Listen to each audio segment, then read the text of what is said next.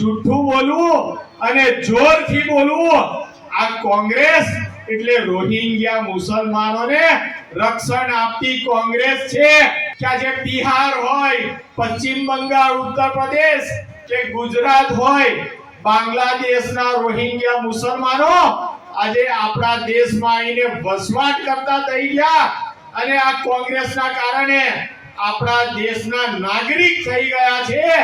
એવા નાગરિક જે તમારો મારો આપણા ભારતીયોનો હક જે પચાઈ પાડે છે એવા નાગરિક થઈ ગયા છે।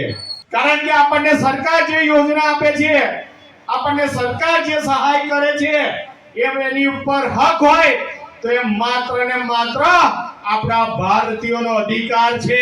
પરંતુ આ કોંગ્રેસના કારણે આપણા ભારતીયોના હક ઉપર તરાપ મારીને બાંગ્લાદેશના રોહિંગ્યા મુસલમાનોને, પાકિસ્તાનના લોકોને એ હક આપવામાં આવે છે એ માત્ર બાંગ્લાદેશ, પશ્ચિમ બંગાળ, બિહાર, ઉત્તર પ્રદેશ એ લોકોને અસર કરતો પ્રશ્ન નથી।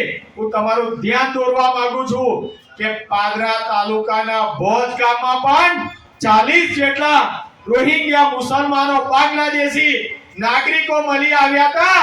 એ તમારો ને મારો અધિકાર છીનવતા હતા। એ લોકોને આપણે પાદરામાંથી કાઢીને બાંગ્લાદેશ મોકલ્યા છે। આ કામ જો કર્યું હોય તે ભારતીય જનતા પાર્ટીની સરકારે કર્યું છે। તેવા રોહિંગ્યા મુસલમાનોને શોધીને બહાર કાઢ્યા છે અને આજે એ પરિણામ આ બિહારમાં પણ આપણને દેખાઈ રહ્યું છે।